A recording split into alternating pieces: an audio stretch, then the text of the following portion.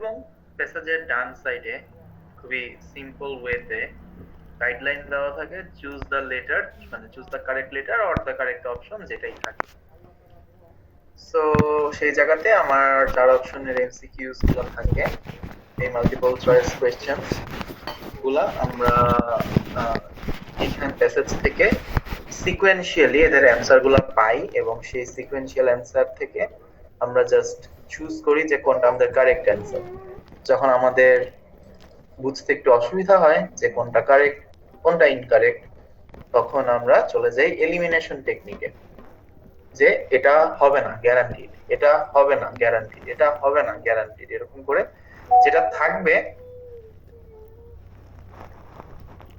Right, হ্যাঁ শবে বরাত আজকে,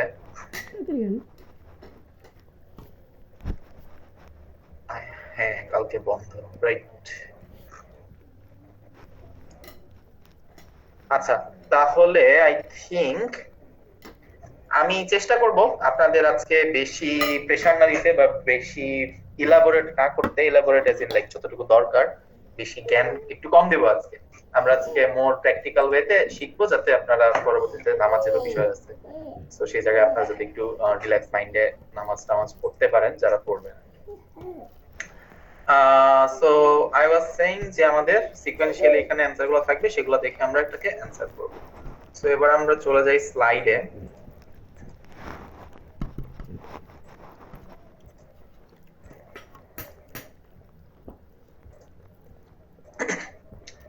ওকে, সো এমসিকিউ এর ক্ষেত্রে আমাদের একটা আইএলটিএস এক্সামের মধ্যে এমসিকিউ যেই যেই জিনিস আমাদেরকে টেস্ট করে, সেটা হচ্ছে আমাদের লোকেশন পাওয়ার কতটুকু, আমি কোনো ইনফরমেশন কতটুকু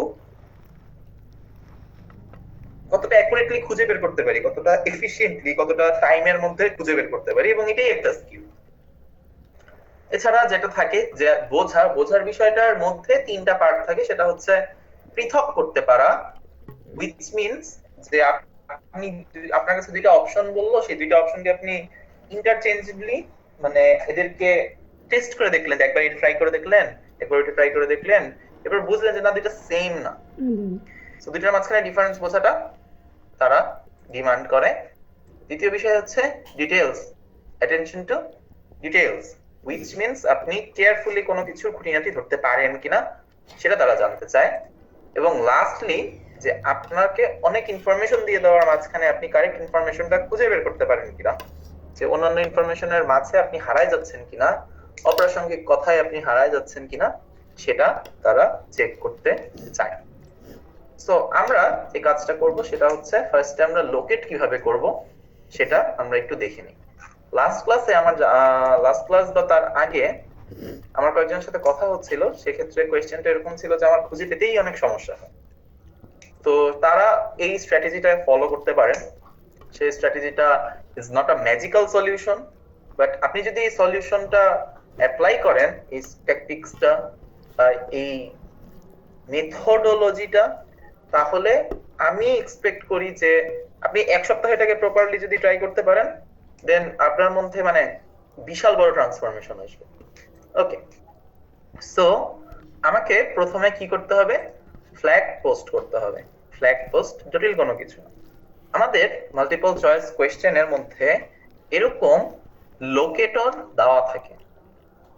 ওকে, first paragraph, second paragraph, third paragraph, blah blah blah টাইপের জিনিসপত্র দেয়া থাকে আমাদের লোকেট করার সুবিধা করার জন্য। সো আমি ধরলাম এখানে 27 নম্বর প্রশ্নটার অ্যান্সার আছে ফার্স্ট প্যারাগ্রাফে। সো আমি আগে ফার্স্ট প্যারাগ্রাফটা চেক করে 27 নম্বর প্রশ্নটা সলভ করে ফেলবো। এরপরে আমি ফোর্থ প্যারাগ্রাফটা পড়ে 29 নম্বর কোশ্চেনটা সলভ করে ফেলবো। তো যেহেতু এটা সিকোয়েন্সিয়ালি আসে, 27 এর পরে 28, তারপরে 29, তার মানে প্রথম প্যারা, এরপরে 2 3 4, তাহলে 2 আর 3 এর মধ্যেই আমার সেকেন্ডের উত্তর আছে, এটা গ্যারান্টিড। তো তখন আমি ওটার ভিতরে দেখবো। আচ্ছা, তো এখন এখানে আরো দুইটা ওয়ার্ড একটু জেনে রাখবেন, যে ফাইনাল প্যারাগ্রাফ মানে হচ্ছে একেবারে লাস্টেরটা, আর পেনাল্টিমেট প্যারাগ্রাফ হচ্ছে সেকেন্ড লাস্টটা, মানে লাস্টের আগেরটা। তো এই দুইটা ওয়ার্ড আপনাদের একটু জানা থাকা প্রয়োজন। আচ্ছা, তো আমরা যে বললাম যে অমুক প্যারাগ্রাফ পড়ে অমুক প্রশ্নের অ্যান্সার বের করে ফেলবো, কিভাবে বের করবো? আমাদেরকে কিওয়ার্ড খুঁজে সেটাকে ওই প্যারাগ্রাফের মধ্যে স্ক্যান করতে হবে, যে আমি যদি এটাকে স্ক্যান করে বের করে নিয়ে আসতে পারি then it works, otherwise it doesn't. So এখানে আমাদের কিওয়ার্ড বোঝার জন্য আমাকে যেই ওয়ার্ড মানে আমাদের কিওয়ার্ড সিলেক্ট করার মূলনীতি হচ্ছে আমাকে দেখতে হবে যে কোন ওয়ার্ডটার সিনোনিম নাই। যে ওয়ার্ডটার সিনোনিম নাই সেই ওয়ার্ডটা হচ্ছে আমার কিওয়ার্ড। ধরেন এমন কোন ওয়ার্ড পাইলাম না যে তার সিনোনিম নাই, তখন আমাকে দেখতে হবে যে কোন ওয়ার্ডটা ইউনিক। সিনোনিম থাকলে সেই সিনোনিম মাথায় রেখে তারপর আমাকে খুঁজতে হবে। সো এখানে মেইন যেই মানে যে যতটা ইউনিক হবে, যতটা মানে সিনোনিম ছাড়া হবে, ধরেন এখানে writer make about miss information বলা আছে, বা এখানে যদি বলা থাকতো যে Ryan make about, what point does Ryan make about miss information, তাহলে রায়ানকে ধরবেন কিওয়ার্ড হিসেবে। রায়ান কোথায় আছে এবার খুঁজে বের করি। রায়ান যেখানে পাবো আমি সেটার আশেপাশেই উত্তরটা আছে, বা সেই জায়গাটাতেই উত্তরটা আছে, এইটুকু কেন। তো এই হচ্ছে আমার কিওয়ার্ড খুঁজে পাওয়ার বিষয়। এর পরবর্তীতে আমি কিওয়ার্ড বুঝে তো আমি প্রশ্নগুলার মানে প্রথম প্যারাগ্রাফে 27 নাম্বার প্রশ্নটা এবং চতুর্থ প্যারাগ্রাফে আমি 29 নাম্বার প্রশ্নটা পেয়ে গেলাম। সো এবার আমি মাঝখানে তো রেঞ্জে আমি নির্ধারণ করে ফেললাম যে এই 2 আর 3 নাম্বার প্যারাগ্রাফে এতটুকু জায়গার মধ্যে আমার সেকেন্ড কোশ্চেনটা এক্সিস্ট করতেছে। এটাই হচ্ছে আমার রেঞ্জ নির্ধারণ। সো রেঞ্জ নির্ধারণ এখানেই। এবারে রেঞ্জের ভিতরে আমি যে স্ক্যান করে করে আমরা যদি এই কোশ্চেনটার দিকে তাকাই, what does the writer say about role of technology. So এখানে এই প্রশ্নটার মধ্যে কিওয়ার্ড হইতে পারে টেকনোলজি, যেটা দিয়ে এটাকে রিপ্রেজেন্ট করে টেকনোলজি। এখন টেকনোলজি নিয়ে আমাকে সার্চ করতে হবে, টেকনোলজি কোথায় আছে, কি আছে না আছে। However, we currently live in an era which technology enables information to reach large audiences distributed across the globe. Okay, এই হচ্ছে আমাদের টেকনোলজি পেয়ে যাওয়া। সো রোল অফ টেকনোলজি এখানে কি বলতেছে যে এনেবল, এটা করতেছে টাস্ক ফর্ম, এটা ওইটা হ্যান্ডম্যান দেন। সো এখান থেকে আমি যেই মানে খুঁজে বের করতে পারবো টেকনোলজি কোথায় আছে। তো এখানে এরপরে আর টেকনোলজি এই জায়গাটাতে নাই। সো আমার টেকনোলজিতে ফার্স্টের দিকে এখানে আছে, এখান থেকে আমাকে অ্যানসারটা বের করা লাগবে। সো এই হচ্ছে আমার লোকেট করার বিষয়। সো এই যে আমার টেকনোলজিকে আমি বোল্ড করে ফেলছি, যে টেকনোলজিটাকে আমার কিওয়ার্ড আমি খুঁজে পাইছি, টেকনোলজি অনুযায়ী এখানে টেকনোলজিকে পাইছি, সেই অনুযায়ী আমরা এখানে ডিটারমিন করতে পারছি যে এই হচ্ছে আমার টার্গেট ওয়ার্ড, যেটাকে আমি খুঁজে বের করতে চাইছি। কেন? কারণ আমার 28 নম্বর প্রশ্নটা অ্যান্সার করা লাগবে। পেয়ে গেছি। সো এই হচ্ছে আমাদের লোকেশন ট্র্যাক করার বা লোকেট করার একটা সিস্টেম্যাটিক মেথডোলজি। সো আমরা যদি সাম আপ করি, আমাদের জিনিসটা দেখতে এমন হয় যে আমাকে ফার্স্টে ফ্ল্যাগ পোস্ট করা লাগবে, দেন রেঞ্জ তো নির্ধারণ করলাম, ওই যে 2 আর 3 নাম্বার প্যারাগ্রাফের কথা বললাম। থার্ডে আমার কিওয়ার্ড বুঝে সেটা অনুযায়ী আমাকে ফোর্থে স্ক্যান করতে হবে। এই হচ্ছে আমাদের লোকেটিং পার্টটা। আমরা কি লোকেট করা এখন শিখে গেছি যে আমরা কিভাবে লোকেট করব?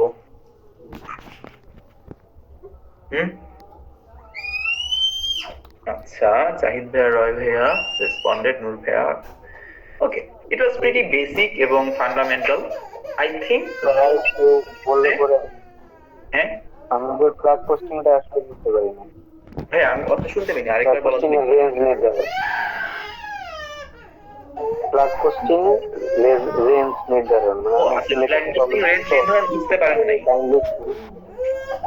আচ্ছা, আমি ছোট করে আরেকবার দেখাই দিই। পোস্টিং আর কিছুই না, আপনি ধরেন ম্যাপের উপর বিভিন্ন জায়গায় ফ্ল্যাগ লাগায়, যেটা দেখেন যে আমাকে এইখানে এনিমি বেস আছে, এখানে নিজের বেস আছে, এখানে শত্রুর ঘাঁটি, এখানে আমার নিজেদের ঘাঁটি, এরকম করে করে একটা ওভারঅল হচ্ছে একটা ট্র্যাকিং পজিশন বানায় ফেলেন। তো আমাদের আগে চেক করা লাগবে যে আমাদের প্রশ্নগুলো, যে কয়টা প্রশ্নের মানে লিস্ট করা আছে, ধরেন 5টা বা 6টা প্রশ্ন এমসিকিউ তে, সেই 5টা বা 6টা প্রশ্ন মধ্যে কোনগুলাতে এরকম প্যারাগ্রাফ ইন্ডিকেশন দেওয়া আছে। প্যারাগ্রাফ ইন্ডিকেশন দেওয়া মানে ওইটার পাশে আমি লিখে দিব যে প্রথম প্যারাগ্রাফে 27 নম্বরের অ্যান্সার আছে, তাহলে চতুর্থ প্যারাগ্রাফে আমার হচ্ছে গিয়ে 29 নম্বরের অ্যান্সার আছে।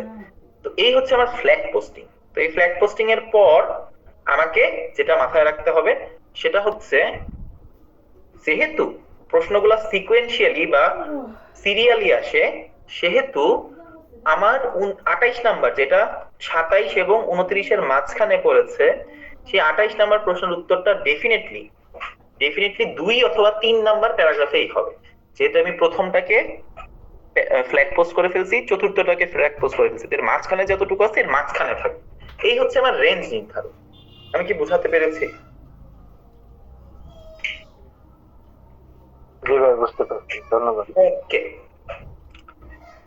সো আমরা যদি লোকেট করতে পারি, এরপর আমাদেরকে একটু বোঝার কিছু বিষয় আছে, যে প্রশ্ন বোঝা। ওকে, প্রশ্নের যে ডিমান্ড, আমি জাস্ট একটু সময়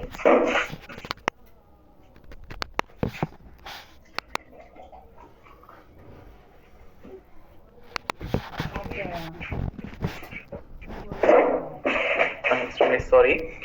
সো আমার প্রশ্নের ডিমান্ডটা আমাকে একটু বোঝা লাগবে। প্রশ্ন দুই ধরনের ডিমান্ড করতে পারে আপনার কাছে। একটা হচ্ছে কনসেপচুয়াল ডিমান্ড, সেখানে আপনার কাছে কোনো কিছু বিষয় সম্পর্কে জানতে চাওয়া হয়, সাবজেক্টিভ, যেখানে আসলে কি টপিকটা কি বলছে, যে ওভারঅল আন্ডারস্ট্যান্ডিংটা কি আসলে। আর কিছু প্রশ্নে স্পেসিফিক ডিটেইলস চায়, যে অমুকের বাড়ি কই, অমুক কি খায়, বা অমুকের উচ্চতা কত, বা অমুক কোন শহরে, etcetera etcetera. So specific details জানতে চাই আপনার কাছে। তো সেই জিনিসটা আপনাকে মাথায় রাখা লাগবে, যে প্রশ্নের মানে ডিমান্ডটা কি। এটা হচ্ছে ফার্স্ট পয়েন্ট। এছাড়া এখানে যে জিনিসটা ইনক্লুডেড থাকে বেশিরভাগ ক্ষেত্রেই, সেটা হচ্ছে জেনারেলাইজেশন ভার্সেস ন্যারোইং। যেটা হয় সেটা হচ্ছে, কোন একটা প্যারাগ্রাফে বলা থাকে যে কি বলবো, যে ধরেন XYZ likes coffee. Okay, so XYZ likes coffee. তো এখন আপনার প্রশ্নের মধ্যে ধরেন অপশনে দেওয়া আছে XYZ prefers tea than coffee। এর মানে কি, কেউ যদি কফি, মানে এখানে বলা আছে XYZ হচ্ছে কফিটাকে পছন্দ করে। ওকে, তাহলে কফি পছন্দ করা, আরেক জায়গায় বলতেছে অপশনে যে XYZ চায়ের চাইতে কফিকে বেশি পছন্দ করে। তো এই জায়গায় আমার যখন বলা থাকে যে XYZ কফি পছন্দ করে, ইটস মোর জেনারেলিস্টিক একটা কথা, যে সে কফি পছন্দ করে, কতটুকু পছন্দ করে, কার চেয়ে বেশি পছন্দ করে, কত বেশি পছন্দ করে, এইরকম কোনো কিছু বলা নেই। কিন্তু যখন এটার একটা কম্পারিজন টেনে দেওয়া হচ্ছে চায়ের সাথে, তখন এটা খুব স্পেসিফিক হয়ে যাচ্ছে যে সে চায়ের তুলনায় কফিকে পছন্দ করে। ওকে, এই হচ্ছে জেনারেলাইজেশন ভার্সেস ন্যারোইং এর যে ঝামেলাটা। ওকে, সো এখন আমার কনসেপ্ট ভার্সেস ডিটেইলস এর মধ্যে আমরা যদি 27 নম্বর প্রশ্নটা দেখি, এখানে বলা আছে what point does the writer make about misinformation in the first paragraph. So এখানে কি কোনো স্পেসিফিক ডিটেইল চাচ্ছে? স্পেসিফিক ডিটেইলস চাচ্ছে না, চাচ্ছে হচ্ছে হোয়াট পয়েন্ট বা হোয়াট ইজ হি সেইং, মানে ও কি বলতেছে, আসলে ও কি বলতে চাচ্ছে। এমন না যে ও কি উত্তর দিল, এরকম না, ও কি বলতে চাচ্ছে, এভাবে। তো এইটা হচ্ছে আমার কি একটা কনসেপচুয়াল প্রশ্ন। যদি আমরা ডিটেইলস এর প্রশ্ন দেখতে চাই, সো এখানে দেখেন এই প্রশ্নটার ক্ষেত্রে বলছে যে why did the attacker ultimately chose the Aurora cinema according to the report।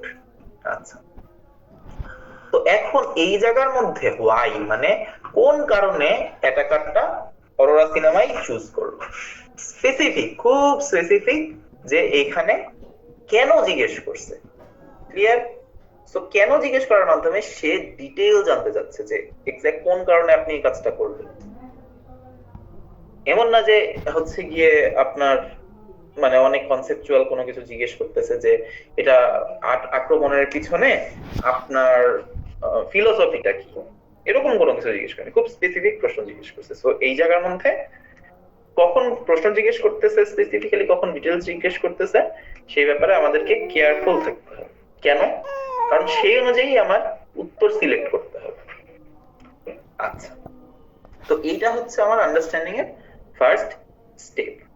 আচ্ছা, এখানে আমার এই এক্সাম্পলটারই এটা একটা এক্সপ্লেনেশন ছিল, বাট এই এক্সাম্পলটা আসলে মানে খুব যে বেশি ইম্পর্টেন্ট এক্সাম্পল এরকম না, এটা জাস্ট প্রশ্নটা বোঝানো যে এখানে ডিমান্ডটা কি। আচ্ছা, গেল। সো এখন আমরা এমসিকিউ সলভ করার সময় আমাদের স্টেপস গুলা কি কি হবে, আমরা আগে কোনটার দিকে তাকাবো, তারপরে কোনটা, তার মানে আমাদের কাজগুলা কি কি। যখন আমরা এমসিকিউ নিয়ে বসবো, প্রথমে আমরা প্রশ্নর দিকে তাকাবো, প্রশ্নের দিকে তাকাই যে ফ্ল্যাগ পোস্টিং গুলা করব এবং কি করব, কি ওয়ার্ড বের করে নেব। কি ওয়ার্ড বের করে নিয়ে, আচ্ছা আমি একটু একটা কল রিসিভ করি, আমি এক্সট্রিমলি সরি।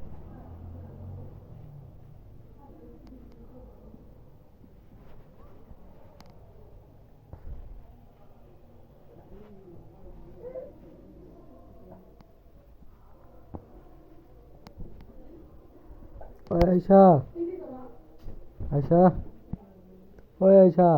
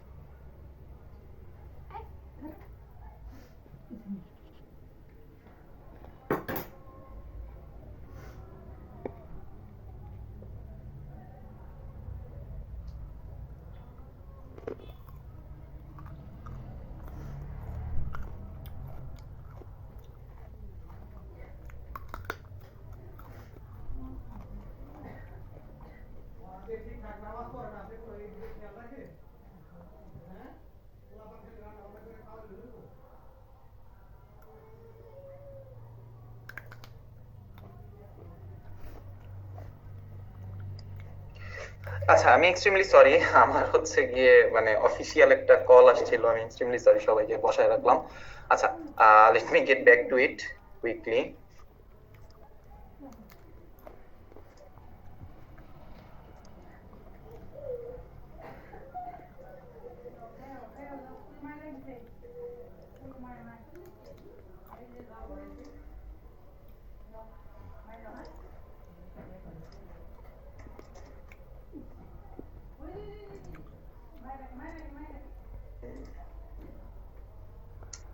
ওকে, সো আমরা রিপিটিং এগেইন, ফার্স্টে কোয়েশ্চেন দেখবো, কোয়েশ্চেন দেখে রেঞ্জ টেঞ্জ নির্ধারণ করে ফ্ল্যাগ পোস্ট করে কিওয়ার্ড বের করে কিওয়ার্ড খুঁজে নিয়ে এসে আমরা প্যারাগ্রাফের ভিতরে লোকেট করব। সেই প্যারাগ্রাফের মধ্যে আমি কিওয়ার্ড লোকেট করার পরবর্তীতে কিওয়ার্ড সম্পর্কিত যে লাইন গুলা আছে, যে লাইনটা কিওয়ার্ড গুলার সাথে যে লাইনটা আছে সেই লাইনটা আমাকে ফোকাস ভাবে চেক করতে হবে যে সেটার মিনিং কি দাঁড়াচ্ছে। এরপরে মিনিংটা বুঝে গেলাম, এবার আমি প্রশ্নের অপশন গুলার দিকে তাকাবো। অপশন গুলার দিকে তাকায় এদের মধ্যে পার্থক্য করব যে কোনটার চাইতে কতটুকু বেশি ডিফারেন্ট এবং কোনটা অ্যাকুরেট। যদি আমি ডাইরেক্টলি পেয়ে যাই যে আমার কাছে মনে হচ্ছে অ্যান্সার এটাই, দেন এটা ফাইন। অনেক সময় আমরা বুঝতে পারবো না যে এটা অ্যাকুরেট না এটা অ্যাকুরেট, তখন আমরা ডিফারেন্সিয়েশনের মধ্যে এলিমিনেশন টেকনিকে যাবো যে এটা ক্লোজার, এটা লেস ক্লোজার, সো ওই হিসাবে আমরা কনসিডার করব। আচ্ছা, সো ডিফারেন্সিয়েশনের ক্ষেত্রে বা ডিফারেন্সিয়েটিং এর ক্ষেত্রে আমার বেশ কিছু ফ্যাক্ট মনে রাখতে হবে। কনসেপচুয়াল হোক বা ডিটেইলড হোক, আমার কনসেপচুয়াল এর ক্ষেত্রে অনেক ক্ষেত্রে যেটা হয় যে আমার ওই বললো না যে অমুক প্যারাগ্রাফে কি বুঝাইতে চাইছে, তো অমুক প্যারাগ্রাফের মেইন আইডিয়াটা আমরা ধরতে ভুল করি। আমরা যে কোনো একটা এক্সাম্পলকে মনে করে ফেলি যে ওইটাই ওই প্যারাগ্রাফের মূল আইডিয়া, এটা করা যাবে না। দ্বিতীয়ত, আমরা অনেক সময় while, though, although, despite এই টাইপের ওয়ার্ড গুলা মিস করি, যার কারণে আমরা জুতো পড়তে গিয়ে দেখি যে মিনিং একটা, কিন্তু ওই জায়গায় একটা however, although, though এই টাইপের কিছু একটা দেওয়া ছিল, সেটা আমরা মিস করার কারণে আমরা অপোজিট মিনিংটা বুঝে নিই। এই কাজটাও করা যাবে না। অনেক ক্ষেত্রে too narrow versus too broad এই ইস্যুটা মানে রেজ হইতে পারে। ওকে, বিষয়টা কেমন? ধরেন ওই যে ওইটাই বলতেছিলাম যে রায়ান লাভস কফি, তো কেউ যদি বলে রায়ান লাভস কফি ভার্সেস প্রশ্ন দেওয়া আছে Ryan loves coffee in the morning. Okay, so in the morning সকালে উঠে রায়ান কফি খেতে পছন্দ করে, এটা খুবই স্পেসিফিক, এটা কিন্তু কখনো বলে নাই, সো এটাকে আপনি কারেক্ট অ্যান্সার বানাবেন না। যখন ন্যারো বলবে তখন ন্যারো, কিন্তু যখন ব্রড বলে দিবে যে ও কফি পছন্দ করে, ইট ডাজন্ট মিন যে মর্নিং এই শুধু কফি পছন্দ করে। সো এই জিনিসগুলোর ক্ষেত্রে আপনাকে কেয়ারফুল থাকতে হবে। এরপর যেই ঝামেলাটা হয় সেটা হচ্ছে এক্সট্রিম ওয়ার্ডিং। এক্সট্রিম ওয়ার্ডিং এর কি, যে মোস্টলি, অলওয়েজ, নেভার এই টাইপের ওয়ার্ড গুলা থাকে। রায়ান লাভস কফি, এটা যেমন জেনারেলাইজড কথা। কেউ যদি বলে এটার সাপেক্ষে আরেকজন বললো যে রায়ান অলওয়েজ ড্রিঙ্কস কফি, এখন রায়ান কফি পছন্দ করে, ভেবে মনেই হবে যে রায়ান হয়তো সবসময় কফি খায়, কিন্তু সবসময় যে কফি খায় এটা তো সত্যি না।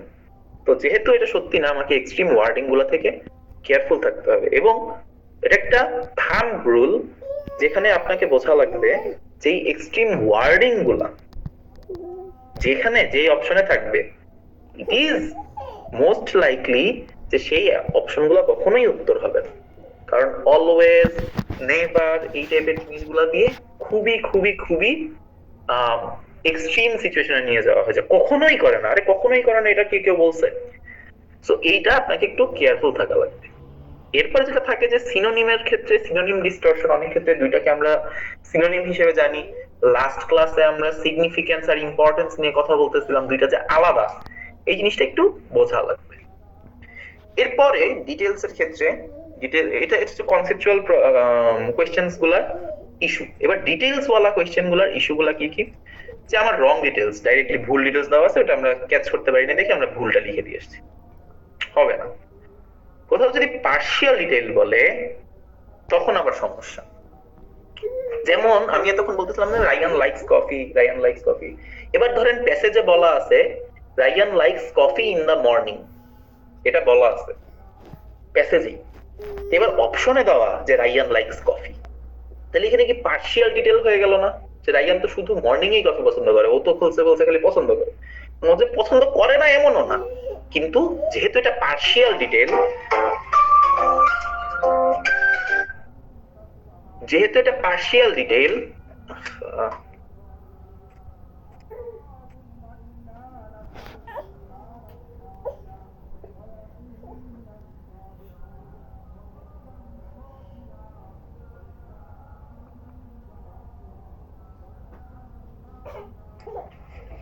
সো এই পার্শিয়াল ডিটেইলস যখন থাকবে তখন ওইটাকে আমরা কারেক্ট অপশন হিসেবে চুজ করতে পারবো না।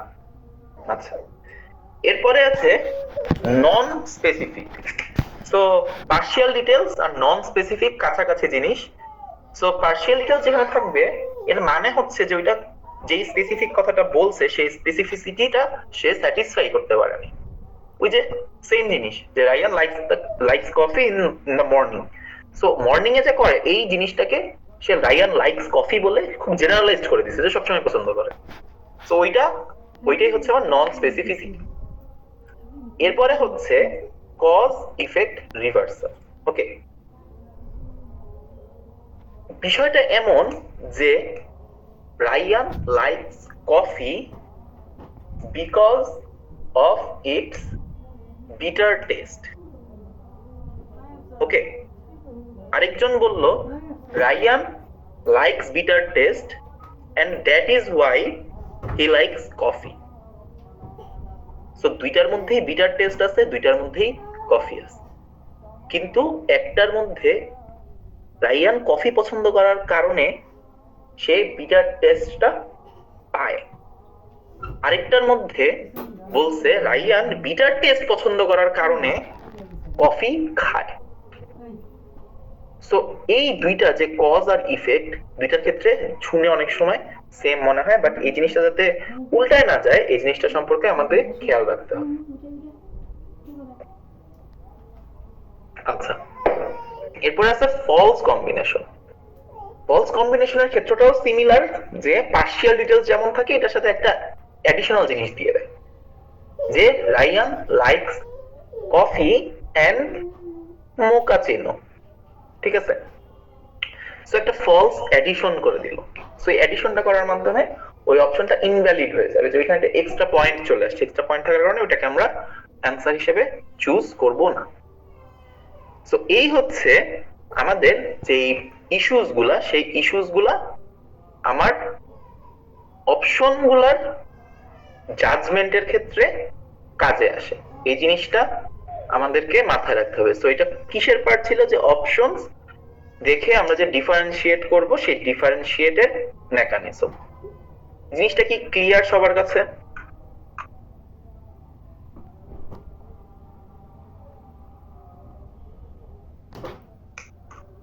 ওকে,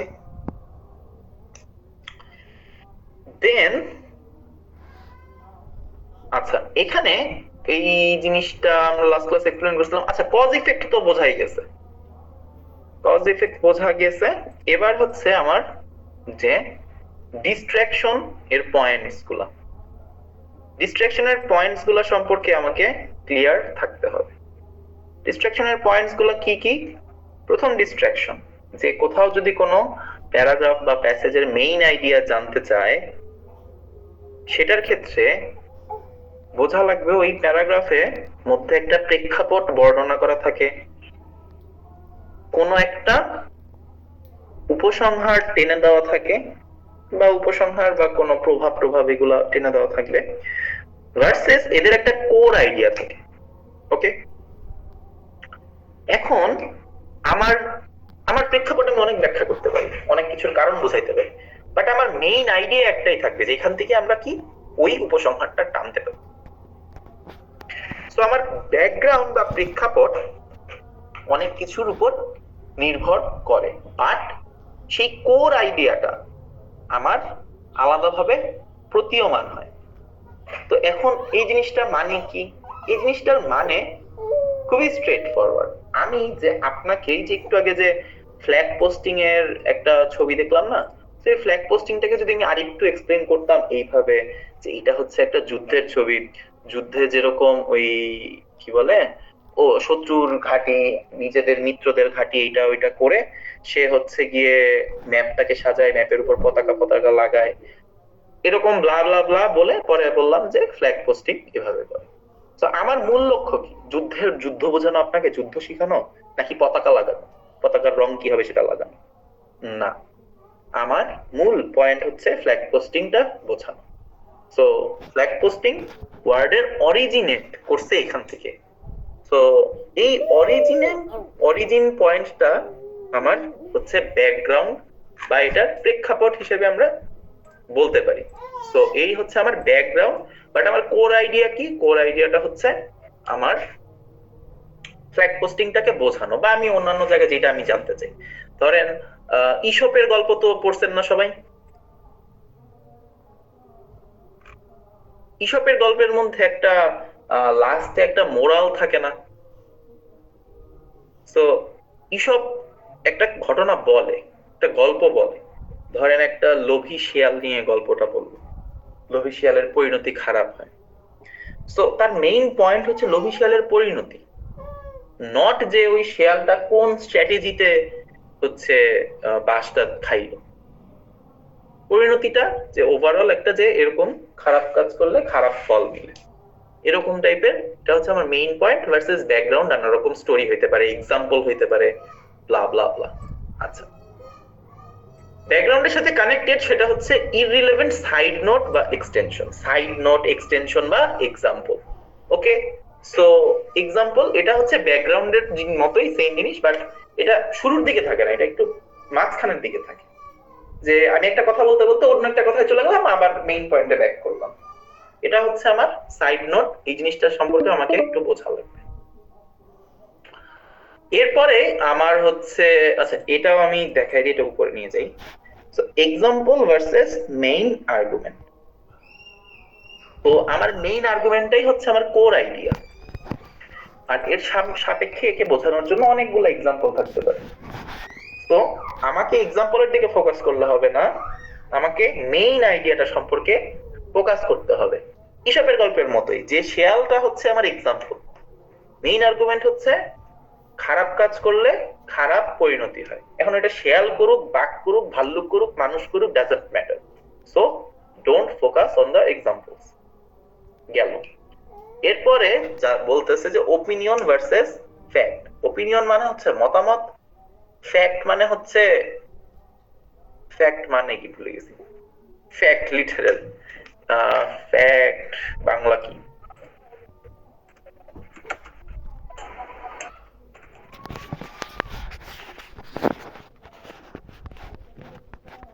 বাস্তব সত্য। ফ্যাক্ট বাংলা হচ্ছে বাস্তব সত্য। তো একটা হচ্ছে মতামত, মতামত পারসন টু পারসন চেঞ্জ হবে, এটাকে বলে সাবজেক্টিভ।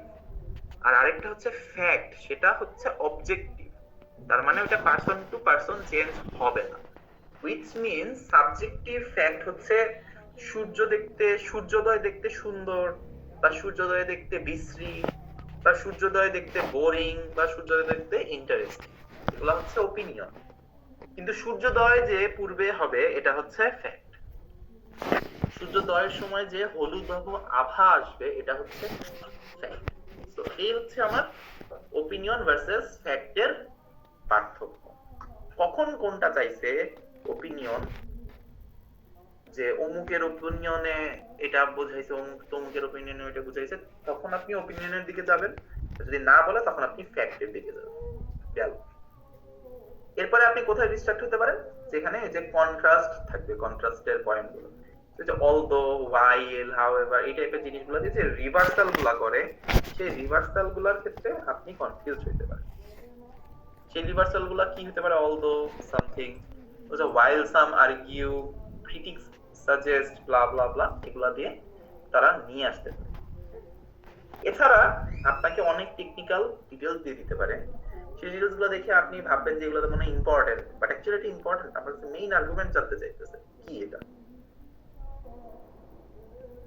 এই জন্য আমরা কোয়েশ্চেনটা আগে পড়ি। কোয়েশ্চেনটা আগে পড়ে যে কি টাইপের জিনিস চাচ্ছে সেটা বুঝে যখন আমরা খুঁজতে পারি, তখন আমাদের অ্যাকচুয়াল যেই মানে স্কিলটা, সেই স্কিলটা ডেভেলপ হয়। এরপরে নিউট্রাল আর হেজিং ল্যাঙ্গুয়েজটা খুবই খুবই ইম্পর্টেন্ট। হেজিং মানে হচ্ছে হেজিটেট করে বলা বা আনশিওর হয়ে বলা, লাইক আমি শিওর না, মানে এরকমই হবে হয়তো, বাট আমি শিওর না, মানে আমার মনে হয় লোকটা ভালো। ইটস লাইক যে লোকটা যে ভালো এটার কোনো গ্যারান্টি নেই। সো ওই রকম সিচুয়েশনে আমার এই ওয়ার্ডস গুলো ইউজ হয়। Possibly, usually, perhaps, generally, seem, tend, may, might, often, and appear, মানে appears to be good, a good person, এরকম টাইপের। সেগুলো যখন হবে, এখানে এটা একটা হেজিং টোন, এটা কখনো ফ্যাক্ট। সো পসিবলি লোকটা ভালো, ইট ডাজন্ট মিন যে ওই লোকটা ভালো হওয়ার কোনো গ্যারান্টি আছে। চান্স আছে, বাট কোনো গ্যারান্টি নেই। তো এই টাইপের ওয়ার্ডগুলো থাকলে আপনাকে ওই ওয়ার্ডকে ওই হিসেবেই ট্রিট করা হবে, যাতে আপনার মিনিং পাল্টায় না যায়। আচ্ছা, আর লাস্টলি হচ্ছে কজ ভার্সেস কোরিলেশন। কজ মানে হচ্ছে ডাইরেক্টলি লিঙ্কড, ওকে, মানে ওর কারণ হচ্ছে এটা। ধরেন আজকে আমি যদি আপনাকে ধরে ছাদ থেকে ফেলাই দেই, আপনি গ্র্যাভিটির কারণে নিচে পড়বেন, ওকে, এটা গ্যারান্টিড। এখন আপনাকে যদি আমি এনাফ হাইট থেকে ফেলি, তাহলে ধরেন আপনাকে আমি 50 তলা বিল্ডিং থেকে ফেললাম, তখন পেপারে কি আসবে যে আমি আপনাকে ধাক্কা দিয়ে, বিল্ডিং থেকে ধাক্কা দিয়ে ফেলে দেওয়ার কারণে আপনি মারা গেলেন। বাট এটা কিন্তু অ্যাকচুয়ালি কজ না। কজ হচ্ছে আপনি যে হাই স্পিডে মাটির সাথে বাড়ি খাইলেন, সেই বাড়িটা খাওয়ার জন্য আপনি মারা গেছেন। সো কজ হচ্ছে একেবারে ডাইরেক্টলি যেটা কারণ। আর কোরিলেশন মানে হচ্ছে দুইটা যে একই সাথে হয়। কোরিলেশন কাইন্ড অফ কুসংস্কারের মতো ভাববেন। কুসংস্কারের মতো করে যদি ভাবেন, তাইলেই কোরিলেশনটা ইজিলি বুঝে যাবে। যে ধরেন আপনার বেরোচ্ছেন, তখন বাসা থেকে বেরোচ্ছেন, তখন হাঁচি দিচ্ছেন বা সামনে দিয়ে কালো বিড়াল গেছে, এরপরে আপনার বস আপনাকে বকছে, এটা করছে ওইটা করছে, আপনি ভাবলেন যে এটার জন্যই এটা হয়েছে। সো ইটস মোর লাইক যে আপনার এটার সাথে ওইটার, মানে আপনি ধরেন এরকম 5 বার হয়েছে, আপনি বুঝছেন যে হ্যাঁ, আপনি যখনই এরকম বিড়াল দেখেন তখনই আপনার হচ্ছে গিয়ে বস বকে, তার মানে এটার সাথে কোনো না কোনো লিংক আছে। তো তখন আমরা যেই ওয়ার্ড গুলো ইউজ করি তাকে বলি অ্যাসোসিয়েটেড উইথ বা লিঙ্কড টু, ওকে। সো আমরা যদি এখন এটাকে বলি যে global warming is caused by greenhouse gas emission, মানে গ্রিনহাউস গ্যাস গুলা এমিট হওয়ার কারণে গ্লোবাল ওয়ার্মিং হচ্ছে। আচ্ছা, এরপরে আবার কিছু সায়েন্টিফিক ল্যাঙ্গুয়েজ এভাবে ইউজ করে যে sea level rise is linked to global warming, মানে হচ্ছে এটার কোনো স্পেসিফিক প্রুফ পাওয়া যাচ্ছে না যে গ্লোবাল ওয়ার্মিং এর কারণেই সি লেভেলটা রাইজ করতেছে, বাট মানুষ বুঝতেছে যে এটার কারণে কোনো না কোনো ভাবে এটা একটা একটা লিংক আছে, কিন্তু এটা প্রুভ করতে পারতেছি। ওকে, সো এইটা হচ্ছে আমার কজ ইফেক্ট এবং অন্যটা হচ্ছে কি কোরিলেশন। তো এই পয়েন্টগুলো কি বোঝা গেছে এভরিওয়ান?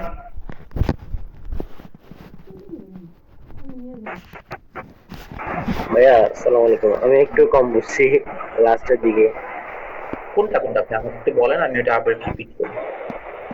আমি বুঝি না যে এই টেকনিক্যাল আর মাইনর ডিটেলস এটা, আর হচ্ছে কি কজ এন্ড কোরিলেশন এটা। আচ্ছা, টেকনিক্যাল বা মাইনর ডিটেলস মানে হচ্ছে আপনার ওই প্যাসেজটার মধ্যে, ধরেন প্যাসেজটার মূল লক্ষ্য হচ্ছে বোঝানো যে গ্লোবাল ওয়ার্মিং হচ্ছে, ঠিক আছে, গ্লোবাল ওয়ার্মিং হচ্ছে। তো ওই প্যাসেজের মধ্যে সে অনেক তথ্য দিবে যে অমুক জায়গায় তো গ্লোবাল ওয়ার্মিং এর জন্য এতগুলা বৃষ্টি হয়েছে, অমুক জায়গায় সি লেভেল এত বেড়ে গেছে, অমুক জায়গায় এই হয়েছে সেই হয়েছে, গ্লোবাল ওয়ার্মিং এর কারণে মানুষজনের হাহাকার বেড়ে গেছে, ব্লা ব্লা ব্লা, অনেকগুলা তথ্য দিল যে এত বিশ্বের 70% মানুষ গ্লোবাল ওয়ার্মিং দ্বারা এফেক্টেড, এরকম অনেক তথ্য আপনাকে দিয়ে দিবে, ঠিক আছে। সো এগুলা ইম্পর্টেন্ট, এমন না যে বলতেছি যে এগুলো ইম্পর্টেন্ট না, বাট এগুলা সিঙ্গেল আউট করলে একটা একটাকে যদি আপনি আলাদা করেন, এটা এনাফ ইম্পর্টেন্ট, এটা মেইন পয়েন্ট না কখনো। এরা কি করে, এরা বিল্ডিং এর দেয়ালের মতো কাজ করে, বিল্ডিং এর মানে দেয়ালের ইটের মতো কাজ করে, এক একটা ইট মিলে পুরো একটা দেয়াল হয়, এই দেয়ালটা হচ্ছে মেইন পয়েন্ট। ওকে, সো ওই মেইন পয়েন্টটা কি, মেইন পয়েন্ট হচ্ছে গ্লোবাল ওয়ার্মিং, ওই জিনিসটা আপনাকে একটু বলতে হবে। এটাই হচ্ছে টেকনিক্যাল আর মাইনর ডিটেলস এর ঘটনা। আর কজ ভার্সেস কোরিলেশনের ডিফারেন্স হচ্ছে এক জায়গায়, যে কজ মানে হচ্ছে যেখানে সরাসরি কারণ হিসেবে সে উপস্থিত থাকবে, ওকে। আরেকটা হচ্ছে কোরিলেশন। কোরিলেশন মিন্স যে সেখানে সরাসরি সে কারণ হিসেবে উপস্থিত থাকবে না, মানে প্রুফ করতে পারবো না যে ওর কারণেই এটা হয়েছে। তো কেমন দেখা যায় যে ইন্ডিয়ায় ধরেন বৃষ্টি হয়েছে, সেই ইন্ডিয়ায় বৃষ্টি হওয়ার জন্য আমার কি হয়েছে, সেই ইন্ডিয়ায় বৃষ্টি হওয়ার জন্য আমার সিলেটে বন্যা হয়েছে, ওকে। তো এখন এটাকে আমি কজ বলতে পারি না, পারি অনেক সময়, অনেক সময় পারি না। কেন? কারণ শুধু যে ইন্ডিয়ায় বৃষ্টি হয়েছে এমন না, বাংলাদেশেও বৃষ্টি হয়েছে। আমি স্পেসিফিক্যালি তো ওইটাও বলতে পারতেছি না, আমি প্রুফ করতে পারতেছি না যে ইন্ডিয়ার কারণেই এটা হয়েছে। তখন আমরা কি বলি, যে Sylhet flood is linked two heavy rainfall in India, okay. So এইটা হচ্ছে কোরিলেশন, যার মধ্যে একটা রিলেশন আছে বাট ওর কারণ হিসেবে আমি ওকে প্রুফ করতে পারবো না। এই ক্লিয়ার?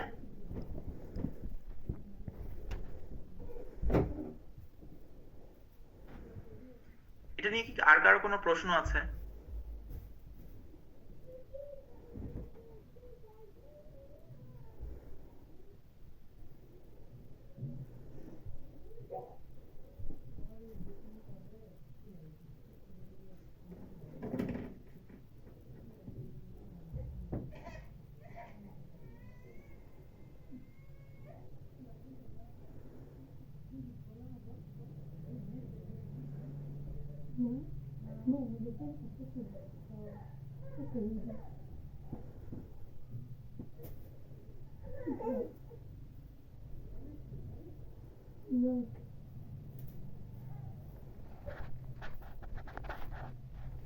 কারো কোনো প্রশ্ন নাই এটা নিয়ে? আচ্ছা, তাহলে যেহেতু কারো প্রশ্ন নাই, আমরা হচ্ছে একটু সলভের দিকে যাই। সো এটা হচ্ছে আপনাদের প্রশ্ন, এটা হচ্ছে আপনাদের প্যারাগ্রাফ। সো আপনারা একটু ট্রাই করেন এটাকে সলভ করতে। ফার্স্টে কি করবেন, প্রশ্ন পড়বেন, প্রশ্নের কিওয়ার্ড দেখে এখানে খুঁজবেন, খুঁজে পাওয়ার পরবর্তীতে ওইটার আশেপাশে একটু পড়লেন, পড়ে এবার আপনি অপশনকে জাজ করবেন, ওকে।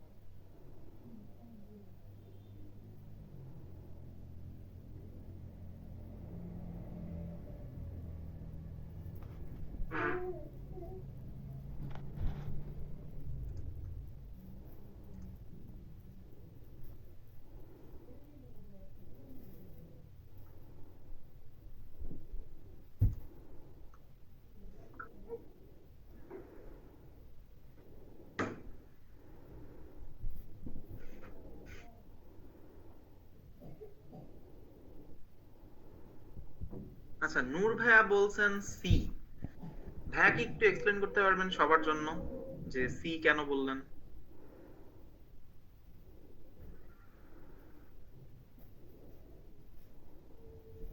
জি ভাইয়া, ওই যে এখানে তো ফার্স্ট লাইনে বলে দিছে আরবান গ্রিন স্পেসেস, এটা আবার বলছে যে একই টাইমে দুইজনে পার্কে এবং ইয়েতে করলে দেখা যায় গ্রিনের কারণে তাদের স্ট্রেস লেভেলটা বেশি কমে আর কি। আর বাকিগুলো তো তারা এক্সাম্পল দিছে, এই জন্যই আমার মনে হয়েছে যে এটাই হইতে পারে, নট আচ্ছা, শিওর। না আমি বুঝতে পারছি আপনি কি বলছেন, বাট আপনাকে আরেকটু গুছায় বলতে হবে। আপনি আরেকবার ট্রাই করেন।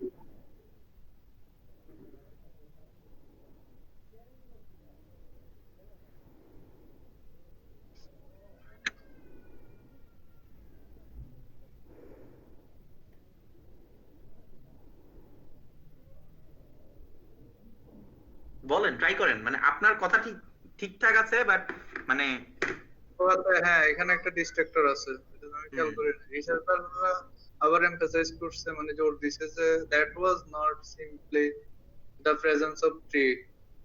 হ্যাঁ, দ্যাট ম্যাটার, এটা শুধু ট্রির উপরে না, বার্ড পারসেপশন আচ্ছা পারসেপশন আচ্ছা, অফ নেচার। নূর ভাই,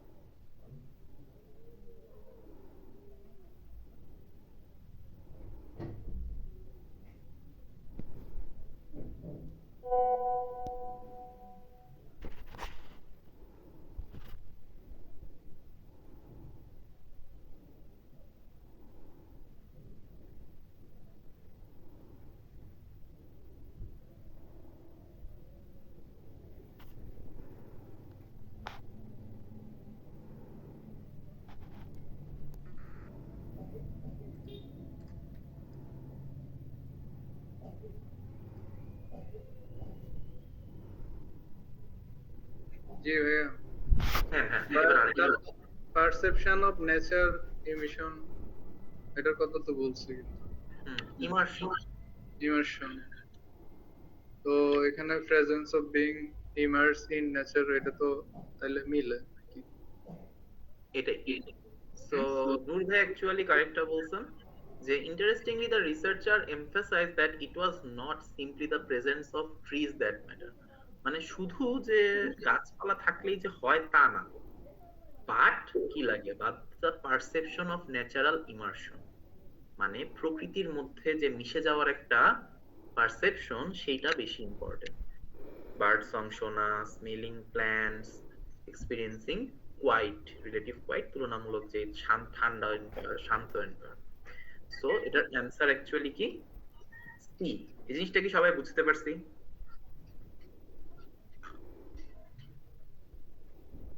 ওকে, then we move to the next one.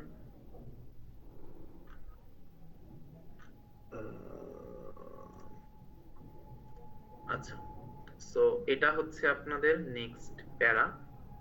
আপনারা এটা একটু দেখেন এবং অ্যান্সার হচ্ছে গিয়ে টেক্সট বক্সে লিখে ফেলেন।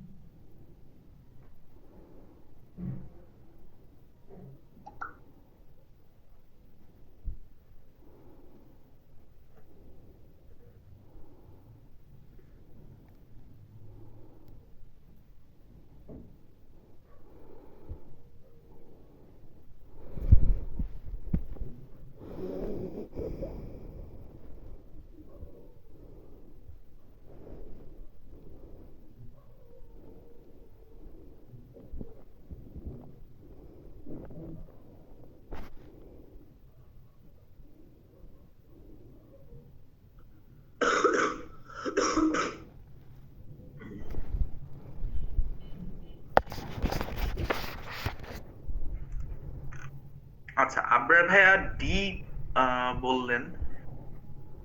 আবরার ভাইয়া কি একটু এক্সপ্লেইন করবেন সবার জন্য যে ডি কেন হলো? ভাইয়া আমার আমার ডি লাগছে কি জন্য আমি বলি। এখানে বলছে যে what overall point does the author make about the printing press?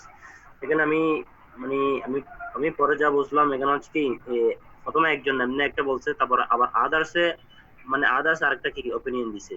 এখন আবার টোটাল মিলে ইম্পর্টেন্টলি আবার মেল গুরুত্বপূর্ণ যেটা, এটা ওরা বলছে কি scholars caution against assuming that technology alone causes this shift.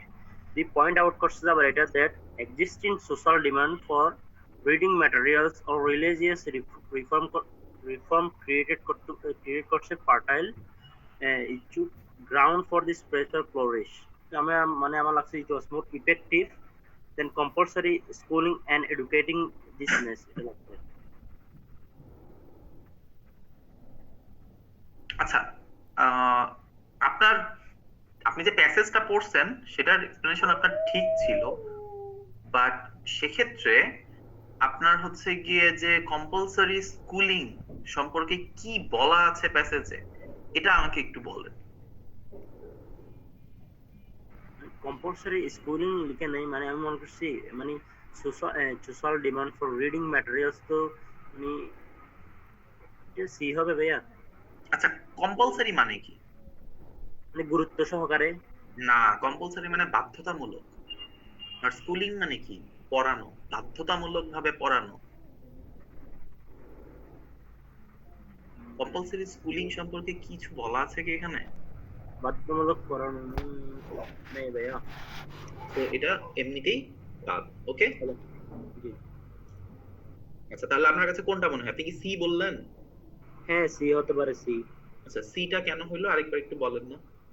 আপনি না এখানে উনি বলতেছে না they point out the existing social demand for reading materials বা রিলিজিয়াস রিফর্ম করছে, ক্রিয়েট করছে, তৈরি করছে। এখানে উনি তৈরি করে ইনফ্লুয়েন্স করা, ক্রিয়েটেড করা ইনফ্লুয়েন্স করা সেম না? হ্যাঁ, তো ওই জন্য আমার ওই সিনোনিয়ামটা আমি ওটা ধরলাম আর কি, ক্রিয়েট করা, তৈরি করা, ইনফ্লুয়েন্স করা জোর দেওয়া, or shaped by social and religious কন্ডিশনটাকে ডিমান্ড কন্ডিশন। তার মানে এখানে প্রথমে যেটা বলতেছিল প্রিন্টিং প্রেসের ইউরোপিয়ান সোসাইটি, তার যেই রোলটা ইনিশিয়ালি বলছে লিটারেসি বা শিক্ষা ছড়ায় দেওয়াতে, অনেকে এটার ট্রু সিগনিফিকেন্স নিয়েছে কি রিফরমেশন, যেখানে কি rapid distribution of religious text. ঠিক আছে, স্কলার্সরা যারা বিজ্ঞ তারা সাবধান করছে দ্যাট টেকনোলজি একাই যে এই চেঞ্জ গুলো আনছে তা না, এর পিছনে এক্সিস্টিং সোশ্যাল ডিমান্ড ছিল, যেখানে আমার রিলিজিয়াস রিফর্ম ক্রিয়েট করছে কাকে? ফার্টাইল গ্রাউন্ড, মানে উর্বর জমি। কার জন্য? প্রেসের জন্য। সো এই জায়গার মধ্যে প্রেসের যেই ইনফ্লুয়েন্স, সেই ইনফ্লুয়েন্সটা শেপ হইছে সোশ্যাল এবং রিলিজিয়াস কন্ডিশন সহ। শুধুমাত্র যে টেকনোলজি একার কারণে এটা হইছে তা না, এটাই বলছে, রাইট?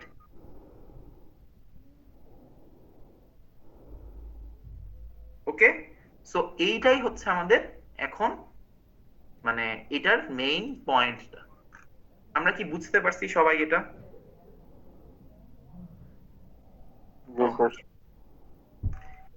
দেন আমরা মুভ করতেছি এটাতে যাই। আচ্ছা, এইটা একটু আমরা দেখি, এটা আপনারা একটু দেখেন যে কোনটা আসে।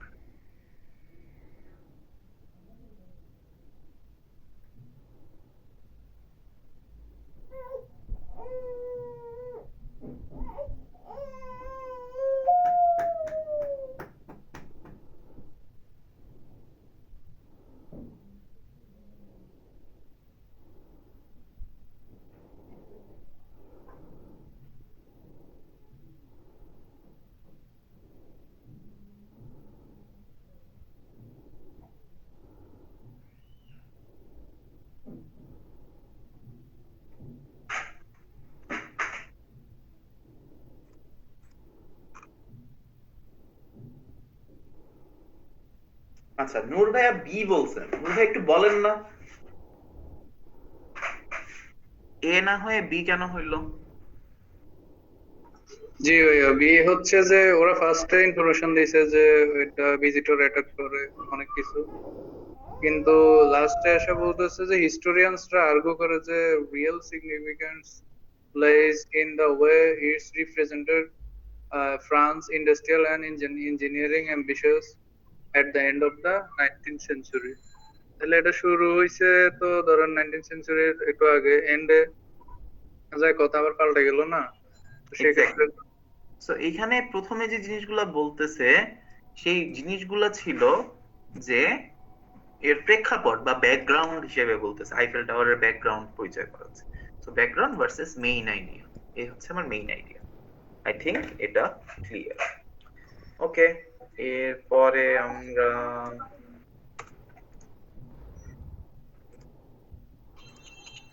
এটা একটু দেখে ফেলি, এটার কাহিনী কি।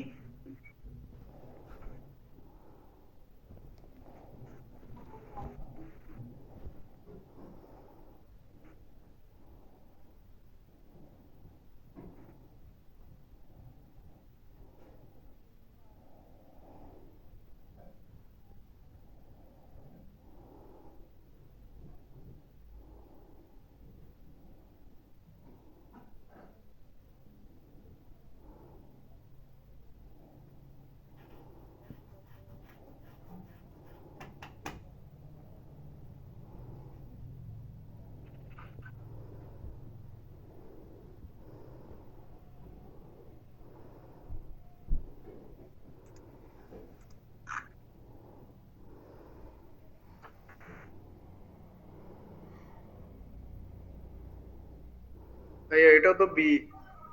ওকে, শুনি কেন।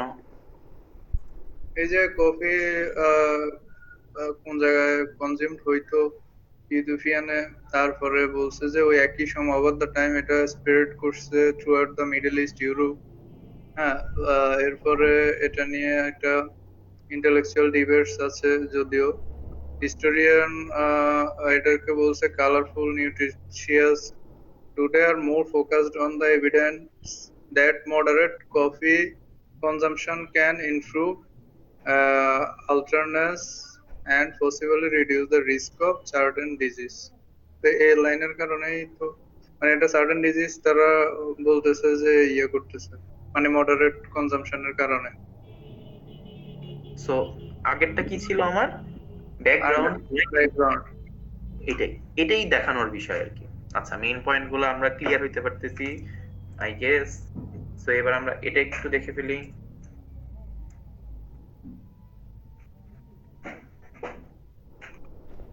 সরি,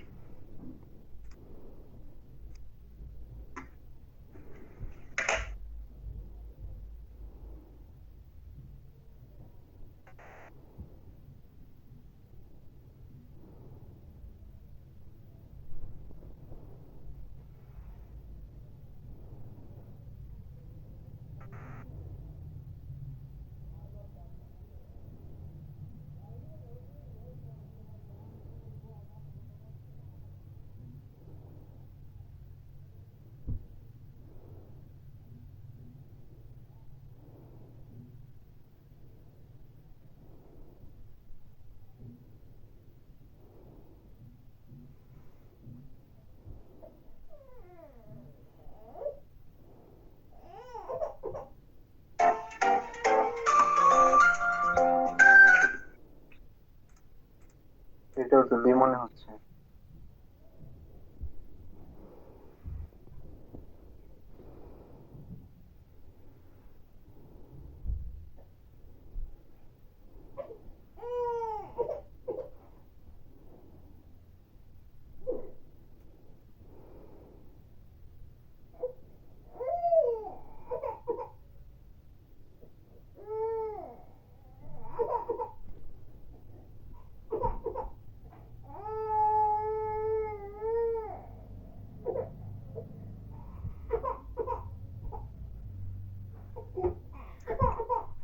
ভাইয়া বলে ফেলি আমরা কেন, কারণটা একটু।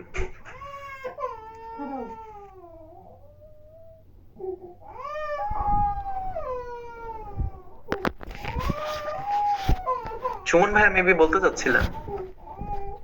ও আচ্ছা, আমি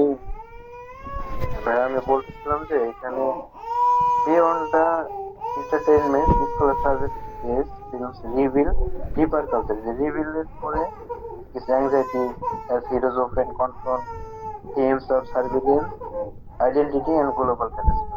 এই ব্যাপারটাই হচ্ছে সুপার হিরোকে সিগনিফিকেন্ট করে ফিল্মগুলো সিগনিফিকেন্ট, এই জন্য আমি কি Exactly. বলছিলাম। সো এটা এমন না যে লার্জ বক্স অফিস যে কালেকশন হচ্ছে কি যে করে না, এমন তো না, এটাও ট্রু, বাট এটা আমার মেইন পয়েন্ট। সো এখন এই যে আমরা তিনটা এক্সাম্পল দেখলাম না, এই তিনটা এক্সাম্পল থেকে আপনারা কি প্যাটার্ন পাইছেন? যে আমার মেইন পয়েন্টটা বেশিরভাগ ক্ষেত্রেই আমার লাস্টের দিকে থাকে, কনক্লুশনারি সেন্টেন্সে এটা থাকে যে অতএব বোঝা গেল। সেইটা আপনাকে খেয়াল রাখতে হবে যে লাস্টের দিকে যেটা থাকে সেটাই সাধারণত মেইন পয়েন্ট হয়। এখন এই তিনটা এক্সাম্পল দেখে আমরা এই জিনিসটা কি শিখতে পারছি যে আমার কনক্লুশনটা বা মেইন পয়েন্টটা অ্যাকচুয়ালি প্যারাগ্রাফের লাস্টের দিকে থাকে। জেনারেলি অনেক সময় ফার্স্টের দিকেও থাকতে পারে, বাট জেনারেলি এখানে তো ছোট, একদম ছোট বোঝা যাচ্ছে পড়া যাচ্ছে, কিন্তু যখন ফুল প্যাসেজ থেকে প্যারাগ্রাফ থেকে বের করতে যাবো তখন তো প্রশ্ন পড়বো, প্যারাগ্রাফ পড়বো নাকি, মানে তখন মাথা টোটালি ব্ল্যাঙ্ক হয়ে যায় আমার মনে ওই হয়। তো তখন আপনাকে ফোকাস করতে ছোট হবে ছোট শুধুমাত্র একটা প্যারাগ্রাফে, ওয়ান প্যারাগ্রাফ এট আ টাইম। একটা প্যারাগ্রাফের একটাই মেইন আইডিয়া থাকে, একটা প্যারাগ্রাফে কখনোই একাধিক মেইন আইডিয়া থাকে না, এটা আপনাকে মাথায় রাখতে হবে। ওকে, জি। দেন এটাও সিমিলার জিনিস, এটা আহামরি কিছু নাই। তো এবার আমরা একটু এই যে এই কোয়েশ্চেন আমরা দেখতেছিলাম সেই কোয়েশ্চেনটা একটু চলে যাই।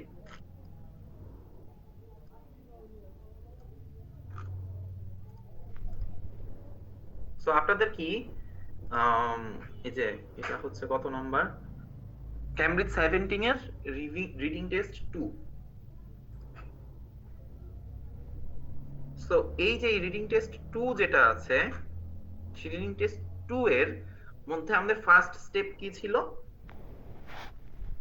আমাকে প্যারাগ্রাফের সরি কোয়েশ্চেনের যে প্যারাগ্রাফ মার্কার গুলো আছে, যে এখানে ফার্স্ট প্যারাগ্রাফ বলছে, এখানে সেকেন্ড প্যারাগ্রাফ বলছে, থার্ড প্যারাগ্রাফ বলছে, এখানে প্যারাগ্রাফ বলেনি, এখানে প্যারাগ্রাফ বলেনি।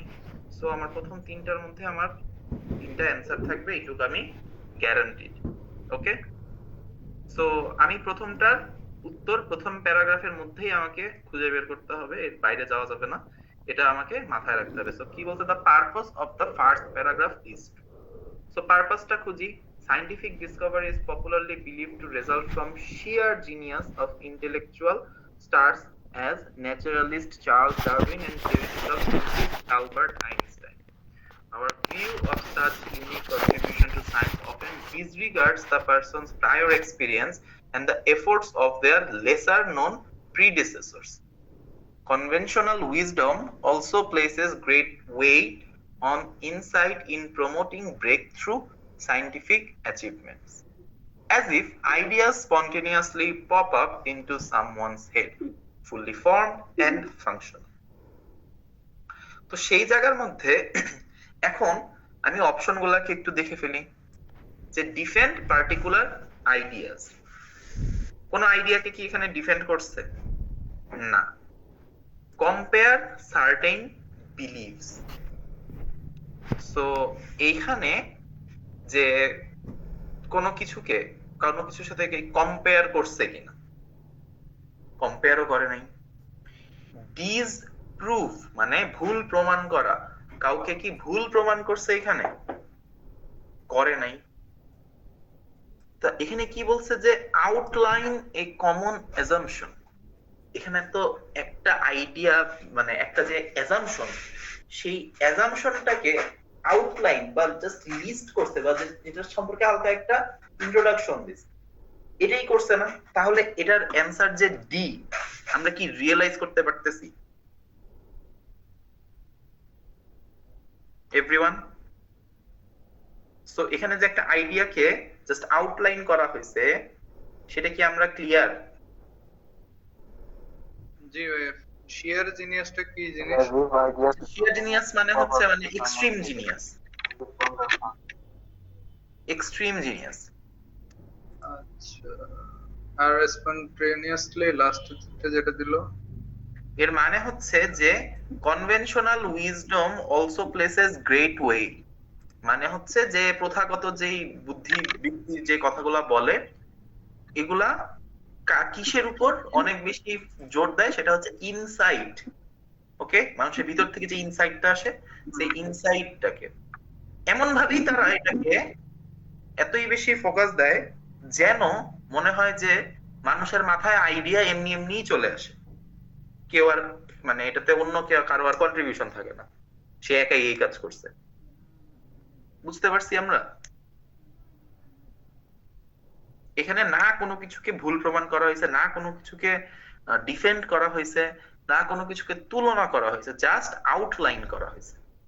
ক্লিয়ার? আচ্ছা, এরপরে সেকেন্ড প্যারাগ্রাফে কি বলা হয়েছে? সেকেন্ড প্যারাগ্রাফে বলতেছে যে there may be some limited truth to this view. বলছে যে যে আইডিয়াটাকে আমি আউটলাইন করলাম তার মধ্যে কিছু সত্যতা থাকতে পারে। যাই হোক, we believe that it largely misrepresents the real nature of scientific discovery, as well as that of creativity and innovation in many other realms of human endeavor বা human efforts. মানুষের যে কার্যক্রম হিউম্যান এফোর্টস, এই কার্যক্রমের মধ্যে যে ওই ধারণাটা একটা ভুল মানে ব্যাখ্যা দেয় সায়েন্টিফিক ডিসকভারির।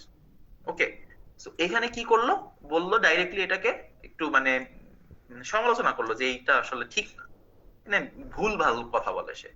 সো এখানে কি করতেছে, criticising an opinion, justifying a standpoint, explaining মানে ব্যাখ্যা করা কোনো কিছুকে, সাপোর্টিং কাউকে সাপোর্টও করে নাই, কোনো কিছুকে জাস্টিফাইও করে নাই, কি করছে একটা সমালোচনা করছে। সমালোচনার ইংলিশ হচ্ছে ক্রিটিসিজম, এই হচ্ছে ক্রিটিসাইজিং।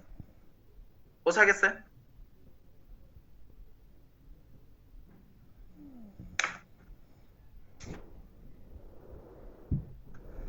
সো এই হচ্ছে আমার সেকেন্ডটার অ্যান্সার। থার্ডটার অ্যান্সার সিমিলারলি, এটা হচ্ছে আপনাদের হোমওয়ার্ক কাইন্ড অফ। এটা থার্ড প্যারাগ্রাফ থেকে, এটা পড়লে এটা এমনি বুঝে যাবেন থার্ড প্যারাগ্রাফ এতটুকু আছে, এটা পড়ে এটার অ্যান্সার করবেন।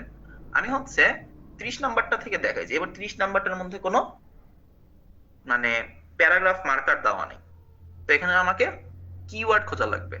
সো কিওয়ার্ডের সবচেয়ে ভালো উদাহরণ হচ্ছে কোনো নাউন যার কোনো সিনোনিম হয় না।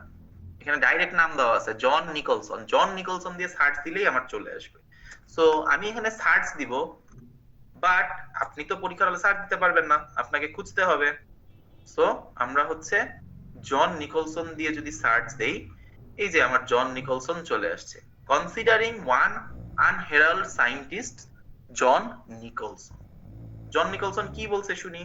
John Nicholson is an example of a person whose idea, যার আইডিয়া, তো এখন ওর আইডিয়া সম্পর্কে কি হয়েছে একটু দেখে নিই। যে consider one unheralded scientist, John Nicholson, a mathematical physicist working in 1910s who postulated the existence of proto-elements in outer space. By combining different numbers of weights these proto-elements atoms, Nicholson could recover the weights of all the elements in the then known periodic table. These successes are all the more noteworthy given the fact that Nicholson was wrong about the presence of proto-elements. They do not actually exist. Yet amid his often fanciful theories and wide speculations, Nicholson also proposed a novel theory about the structure of atoms.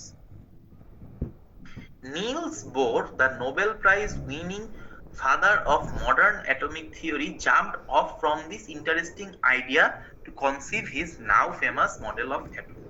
এখানে জন নিকলসনের কথা বলা হয়েছে যে কিছু মানে সে কল্পনা থেকে কিছু পরমাণু মডেল সাজেস্ট করছিল, সেগুলো অ্যাকচুয়ালি ট্রু ছিল না। সে যেখান থেকে সেই যে ধারণার উপর ভিত্তি করে এটা করছে ওইগুলা ফলস ছিল, বাট সে করছে আর কি।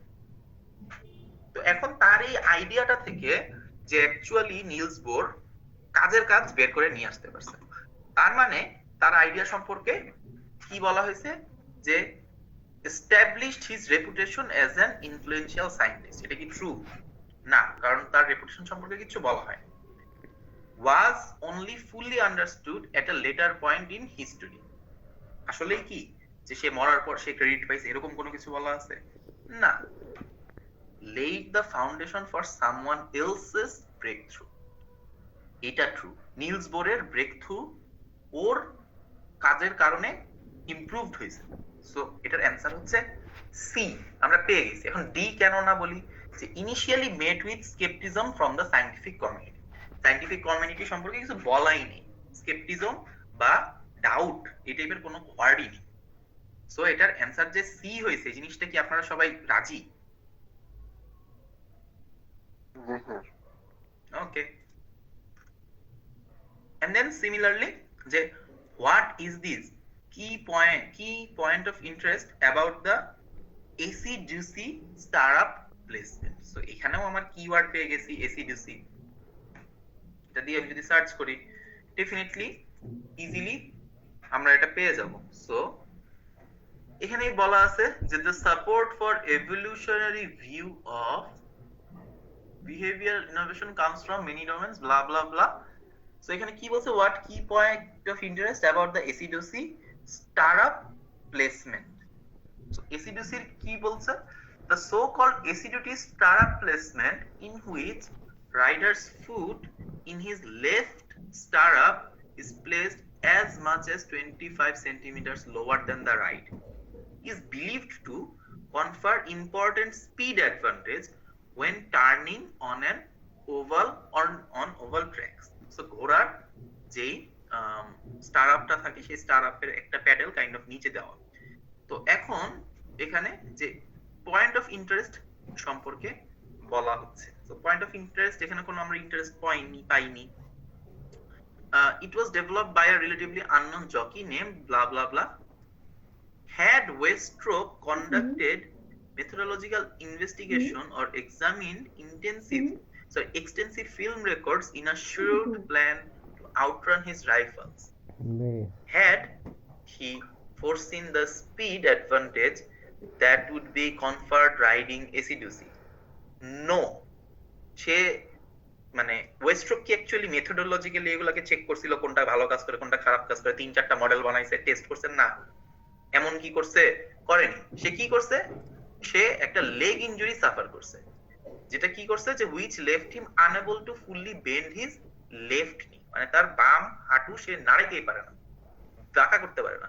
সো সে তার ওই লিমিটেশনটাকে ফিক্স করার জন্য এটাকে মডিফাই করছিল, বাট যেটা কোইনসিডেন্টালি আমার স্পিডের একটা নতুন টেকনোলজি আবিষ্কার করে ফেলছে AC/DC। সো এই প্লেসমেন্ট। সো এটার ইন্টারেস্টিং ফ্যাক্টটা কি, the simple reason why it was invented, the enthusiasm with which it was adopted, the research that went into its development, the cleverness of the person who first used it। তাহলে এটার answer কি হবে যে খুবই simple একটা কারণে এটাকে বানানো হয়েছিল, খুব যে চালাকি করে বা খুব প্ল্যান করে স্ট্র্যাটেজি করে এটাকে বের করা হয়েছে এমন কোনো কিছু। সো 31 এর অ্যান্সার যে এ, এই জিনিসটা কি আমি ক্লিয়ার করতে পারছি? সো এই হচ্ছে আমাদের ঘটনা। তো এখন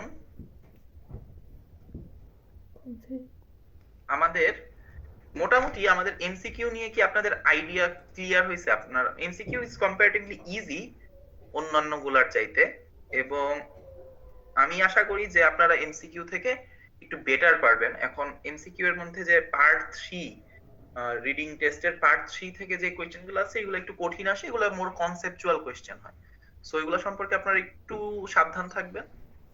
আই হোপ আজকের ক্লাসের পরে কনসেপচুয়াল কোশ্চেনগুলোতে আপনাদের প্যারা হওয়ার কথা না।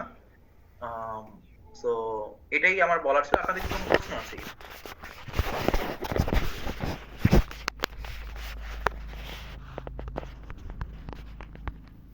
আচ্ছা, প্রশ্ন যদি না থাকে তাহলে আমরা হচ্ছে কি আজকের জন্য র‍্যাপ আপ করে ফেলি, যেহেতু আজকে নামাজেরও বিষয় আছে কিছু।